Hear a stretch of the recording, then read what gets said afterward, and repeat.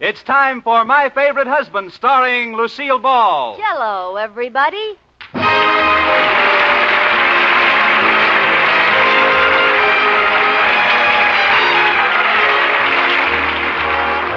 Yes, it's the new Gay Family series starring Lucille Ball with Richard Denning. Brought to you by the Jello family of desserts. J-E-L-L.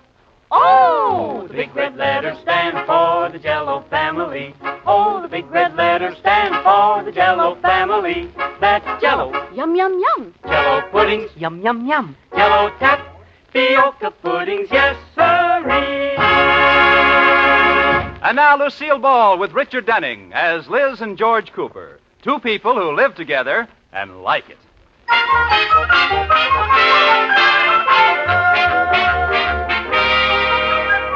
As we look in on the Coopers tonight, George is on his way to work and is about to drop Liz off at Findley's bookstore, where she's going to practice that quaint American custom known as exchanging your Christmas presents. You know, I'm really lucky, George.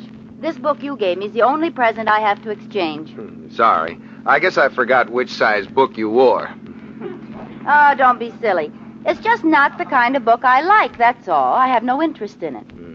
Oh, then why did you wait 2 weeks to exchange it? It took me that long to read it.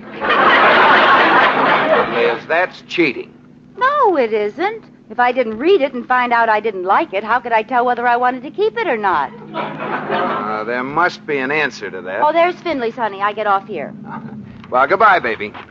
Aren't you going to kiss me goodbye? Oh, wait a minute. Oh, George, you don't have to get out and come all the way around and open the door for me. Oh, I wasn't going to. My coat was caught in the door. Thank you, Sir Walter Raleigh. Well, goodbye. See you tonight. Hey! You forgot to kiss me! Oh.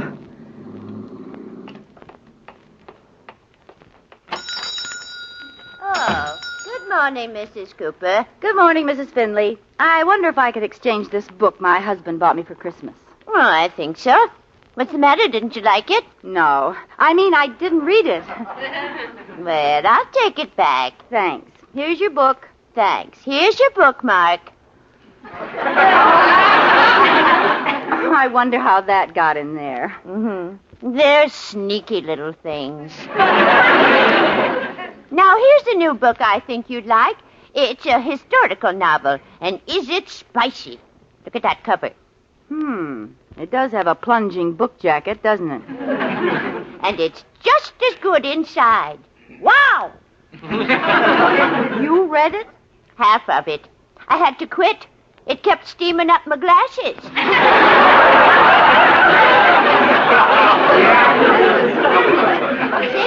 Say, here's just the book for you.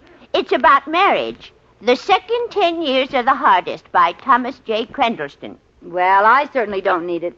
George and I have been married 11 years, and we're very happy. He's got a whole list of danger signs that tell if your hubby's losing interest. No. You see? Here. Does your husband read the newspaper at the breakfast table? Look, if George ever lost interest, I certainly wouldn't need a book to tell me. What was that? Does your husband read the newspaper at the breakfast table? Absolutely not. And what of it? Did Mr. Cooper read the paper when you were first married? Well, no, because we were holding hands all the time. He didn't start reading till he learned how to turn the page with his nose. Well, if you don't want this book, let's see what we Wait can... a minute, Mrs. Findley. What else does that dope have to say? Number 2. Does your husband remember to kiss you goodbye? What's the next thing? Does your husband still open the car door for you? Wrap that book up, Mrs. Findley. That man knows what he's talking about.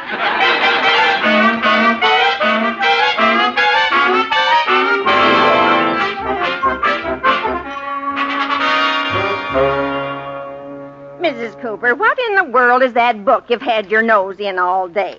It's a very enlightening book about marriage, Katie. It gives a test to see if your husband is indifferent and a test to see if he's unfaithful. Well, what if he isn't indifferent and isn't unfaithful? Well, then he gives a third test to see if he's alive. You certainly don't need it. I've never seen a happier couple than you and Mr. Cooper. Well, we'll see. If George passes the tests, I may keep him. Well, that's big of you. Here's a test for indifference. Listen. You can tell your husband is indifferent by any of the following signs. A, he doesn't stand up when you enter the room. There goes half the marriages in the country. B, he doesn't remember your anniversary. There goes the other half. C, he has stopped doing nice little things for you, such as picking up a handkerchief or other items you may drop. What do you think George's score will be, Katie? You're not going to actually test him out, are you? I certainly am. Tonight after dinner, I'm going to walk into the living room, drop my handkerchief, and say, George, do you know what day this is? No. Yes. And if George doesn't leap out of his chair, pick up my handkerchief, and say, our anniversary, watch out. Wait a minute. Today isn't your anniversary. I know it. But does George know it? We'll find out.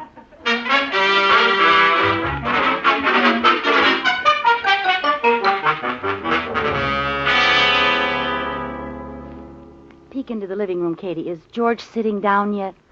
Yes, he's reading the paper. Good. I can't expect him to stand up when I enter the room if he's not sitting down to start with, see? Well, here I go. Hi, George. Hi, George. Hi, Liz. Well? Well, what? I just entered the room through that door. Well, that beats coming down the chimney.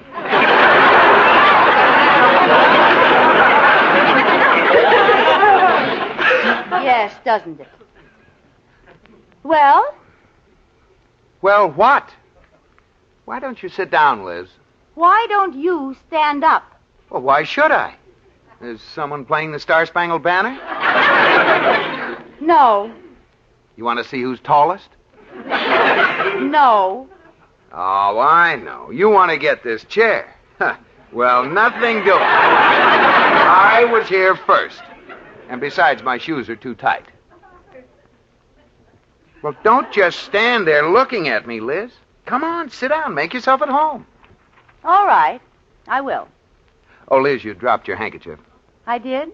Yes, there it is, right down by my feet. Thank you. Oh, wait a minute before you pick it up, Liz. Yes. While you're down there, will you untie my shoelaces? George Cooper, I hate you. What's the matter with you, Liz? Were you under the dryer too long today? I'll give you one more chance. George Cooper, do you know what day this is? Uh-oh. Of course I do, dear. I bet you thought I'd forgotten. What? I have a present for you right here in the desk drawer. Good heavens, it is something, and I've forgotten. Here you are, darling. Many happy returns of the day. Well, thank you. What's it for? Happy anniversary, honey. This is not our anniversary. Oh, it isn't? I mean, of course it isn't. Happy birthday, darling. It's not my birthday, either. Valentine's Day? No, try Groundhog Day. Groundhog? No, never mind. I give up, Liz. Oh, what day is it? It isn't any day. And what's this box of candy you had all wrapped up? Well, I've had that in the desk for 3 years. 3 years? What for? So I'd be ready in case you suddenly said, do you know what day this is? Well, that's a sneaky trick. I don't get this whole thing, Liz. It isn't any special day. It is, too. It's the day I found out you don't care about me anymore. Liz, what's the matter with you? Don't speak to me, you can't.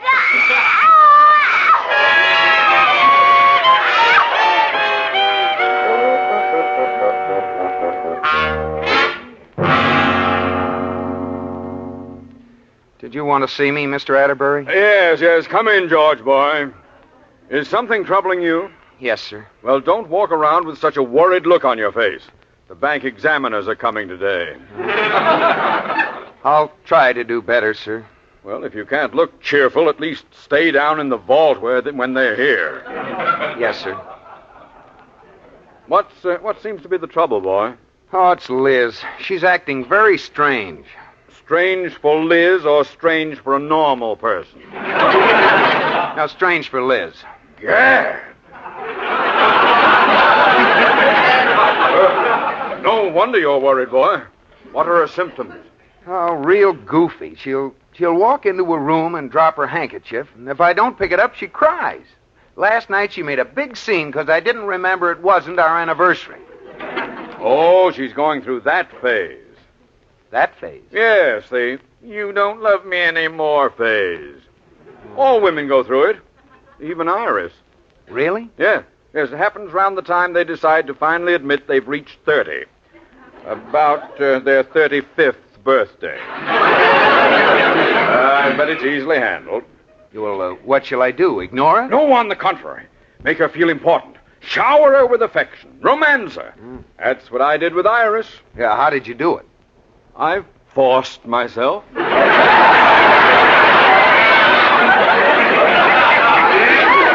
meant, how will I go about it? Oh, well, when you go home tonight, take her some flowers. Oh, flowers, huh? Yes. And then, just as she's recovering from the shock of the flowers, you suddenly announce that you're taking her out to dinner and dancing. Well, do you think it'll work? Go home and try it, boy. You'll be surprised.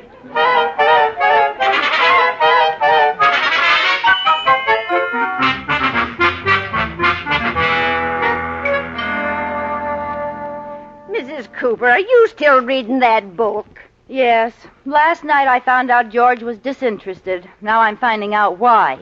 What does the book say? Well, according to Crandallston, a husband may be disinterested for any of the following reasons. A, now this is funny, he feels inferior to you because you have a greater mentality.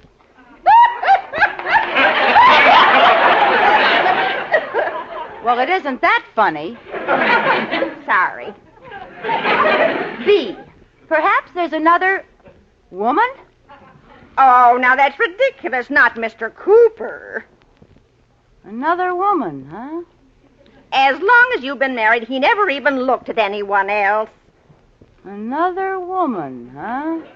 Oh, Mrs. Cooper, you're being silly. Well, we'll find out. Look at this next paragraph. Some sure signs of unfaithfulness. What are they? You can tell that your husband is unfaithful by any one of the following signs. A, if for no reason at all he brings home a gift like a bouquet of flowers. Well, I've never seen Mr. Cooper bring you flowers. Well, lucky for him is all I can say. You're safe there. I'm not through yet. B, if your husband suddenly starts romancing you and suggests dinner and dancing. Well, there you are. He passes 100%. Yeah, I guess you're right, Katie. I'm getting all excited over nothing. You know, I should be happy I've got good old, dull old George. Honey, I'm home. Larry blows, old faithful. I know just what he'll do, Katie. What? He'll come in, give me a peck on the cheek, read his paper, eat dinner, and fall asleep in his easy chair. He ain't much, but he's all mine. Well, I'll go put dinner on. Hello, George. My darling. Oh, my beautiful wife. You look ravishing. Who, me? You, my little baby doll. Come on, give me a great big kiss. What are you holding behind your...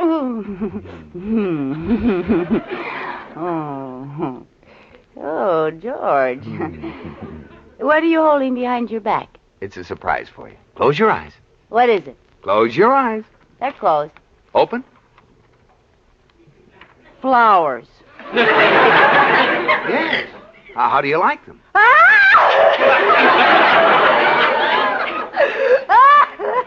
Hey, what is this anyway? Oh, George, how could you bring me flowers?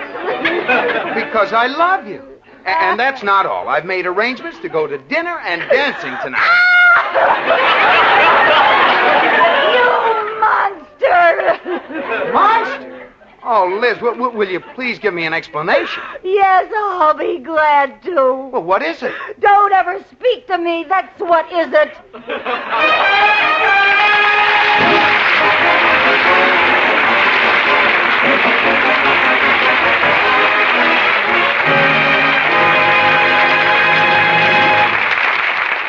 Well, if anybody can make 4 sides out of a triangle, it's our Liz. She's not the only gal, though, who can make a gorgeous dessert out of a rectangle. The rectangle being a box of Jell-O, and the gorgeous dessert being tempting Jell-O cream, made with any gay red Jell-O flavor. Just prepare the Jell-O as directed. Then, when slightly thickened, fold into 1 pint of softened vanilla ice cream. Chill in your prettiest sherbet glasses and serve to a delighted family. Kids and grown-ups alike love Jell-O's rich, fruit-like flavor. Locked in so it can't get out till your first delectable spoonful. Strawberry, raspberry, cherry, orange, lemon, and lime. All 6 taste so rich and tempting they make you think of the real ripe fruit. Look for those big red letters on the box. They spell Jell-O, a registered trademark of General Foods Corporation. Jell-O. And now back to Lucille Ball in My Favorite Husband.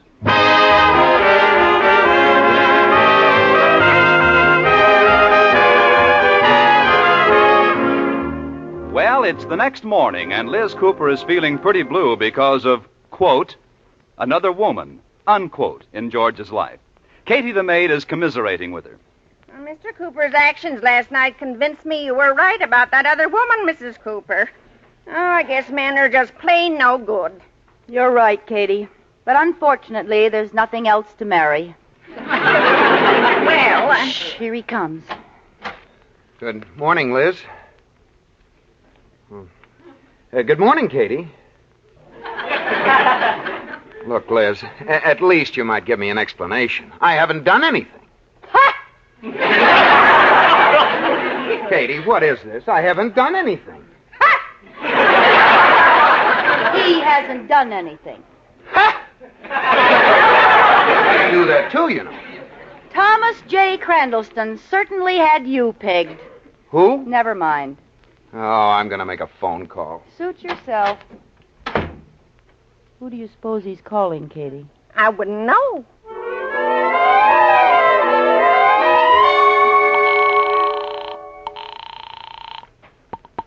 Hello? Hello, Iris. Is Mr. Atterbury there? No, he's gone, George boy. Oh, well, I'll see. Wait a minute. Iris, you're Liz's best friend. Now, has she talked to you about something awful I've done? No, she hasn't. But I'm glad you called. What did you do? Well, that's just it. I haven't done anything. Oh, nuts. She's acting awful strange. Maybe you could figure it out. Well, tell me all about it. Well, I can't right now. I'm phoning from home. Can't we meet someplace? Let's have lunch together. We could meet at the restaurant down there. Katie, the way he closed the door so I wouldn't hear, do you suppose he's calling her? Oh, he would not right under your nose. You're right. It's just a business call. Why are you opening the door? Shh. I don't think he's getting enough air in there. Oh. All right, then. We'll meet there for lunch. Oh, it is a business acquaintance. Well, I'd better go. Liz will be getting suspicious. Oh, I wouldn't want her to know we were meeting like this. What? Oh, you don't know how much this means to me. You're a real sweetheart. Oh, Katie, it is the other woman. I wonder who the home-wrecking husband is. Oh, some gorgeous, attractive young doll. I'm too old to hold him. Well, I'll see you at lunchtime, Iris. Iris! Oh, no. Iris Atterbury, my best friend. She stabbed me in the back right under my nose. I'll take care of her. What are you going to do? I'm going down to see Mr. Atterbury. Oh, do you think you should? Why not? He's in this triangle, too. And we hypotenuses got to stick together.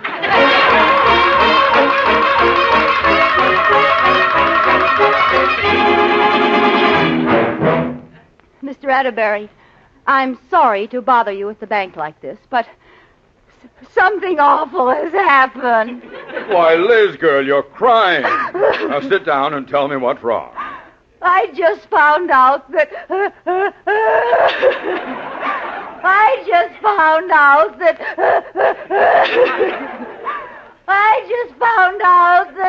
Don't go all the way back to the beginning each time. start with found out. Found out that George... Oh, it's getting closer. Now start with George. George has another woman in his life. Liz, what are you saying? I just found out. Oh, don't go all the way back there again. I heard what you said. How could he do a thing like this? Now, Liz, there's no sense getting excited about this. Be calm. We'll figure it out. Do you know who it is? Yes. I overheard them making a lunch date this morning. No. Be calm. Now, who is it? Iris. Well, the thing to do is... Iris? Yes. My Iris? Yes. What are you going to do about it, Mr. Atterbury? I'm going to fire him. I wouldn't have anyone with such poor judgment working for me.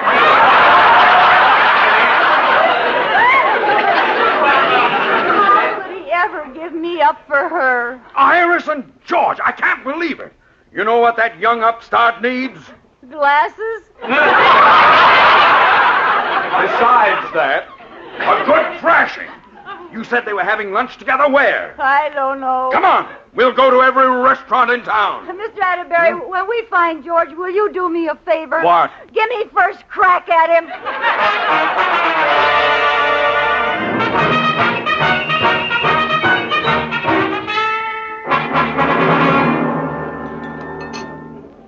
Oh, George, sorry I'm late. Oh, that's all right, Iris. Now, tell me all about it. Well, Iris, I've been mulling it over, and, well, I think Liz has a guilty conscience. I think she's interested in another man. Really? I mean, really? Oh, George, you're jumping to conclusions. So suppose I tell you I even know his name. No. Yeah, she let it drop this morning by mistake. Who is it? Thomas J. Crandallston. Has she ever mentioned him to you? Not a measly word. I'll never tell her anything as long as I... Uh-oh. Look, George. Coming in the door.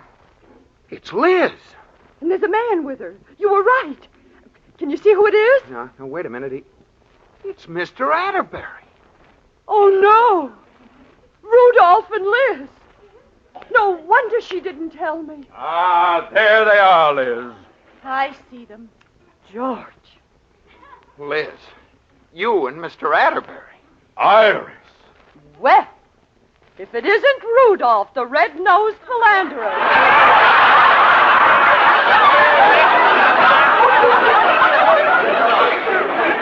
Now, just a minute, Iris. You can't bluff your way out of this. Shameless.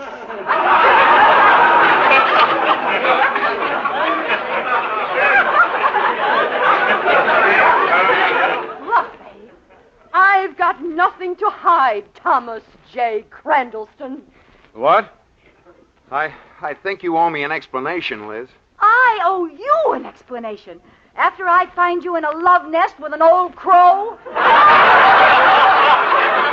Old crow! Now, just a minute.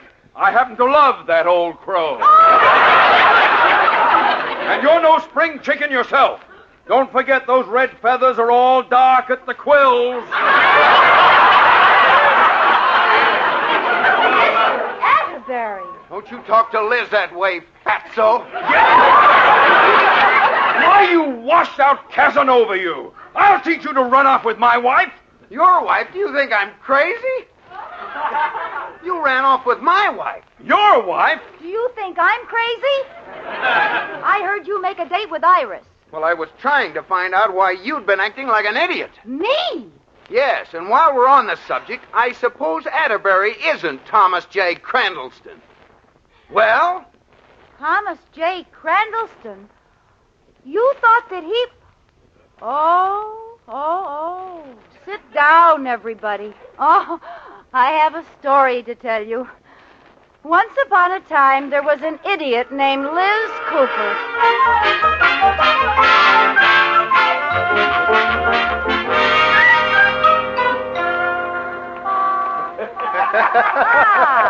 Well, we finally got that straightened out. That whole mess just because I forgot to open the car door for Liz. Yeah. Well, Liz was perfectly right. You tell him, Iris. Well, here's my car. After you, George. Hey, George! Wait for us! Oh, Gad, we've forgotten them again. I'll turn around. Don't be a fool! Keep driving, boy! Head for the border!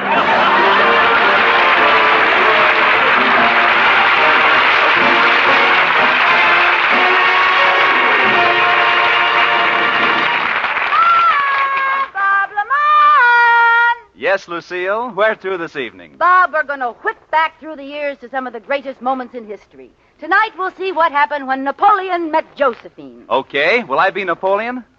Yeah, let's try it that way. I'm too tall for the part. Here we go, Wilbur.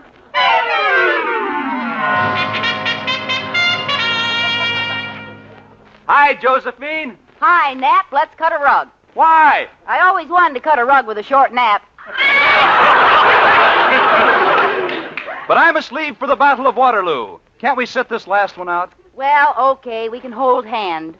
You mean hold hands? No, I mean hold hand. You always keep your other hand stuck in your coat. What happened? Did you break a strap on your underwear? No. You got a dishpan hand? No. Are you keeping a baby chick warm? No, you'll never guess. Well, give me a hint. All right. It comes in 6 delicious flavors. Strawberry, raspberry, cherry, orange, lemon, and lime. Yes. What could it be? The flavors are locked in so they can't get out till your first delectable spoonful. Gee, I know it as well as I know my own sponsor. Look for the big red letters on the box. They spell J. Go on. E. Let me take a look. L. Got it? No. Let me take a peek. Ooh, Jell-O. Yes, and Jell-O spells a treat. The heck with Waterloo. I, Napoleon, the Emperor of France, will stay here and have Jell-O with you. Oui, oui? Woo! Good night, Lappy. Good night.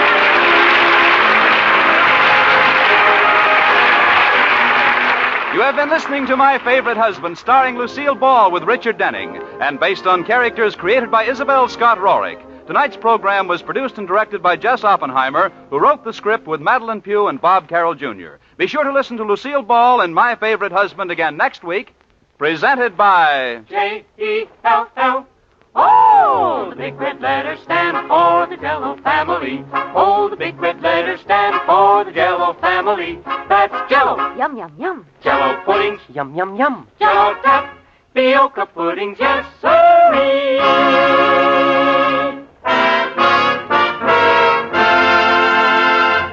Oh, it's log cabin syrup for mine, with that real Northwoods flavor so fine, oh so fine, blended cane and true maple. It's tops on your table. That real maple flavor does pancakes a favor. It's log cabin syrup for mine. Yes, Log Cabin is the syrup with that delicious Northwoods maple flavor. It's America's most popular quality table syrup. Enjoy it on waffles or pancakes for Sunday night suppers, as well as at breakfast. It's log cabin syrup for mine. Listen to Lucille Ball and My Favorite Husband again next week. Bob Lamont speaking. This is CBS, the Columbia Broadcasting System.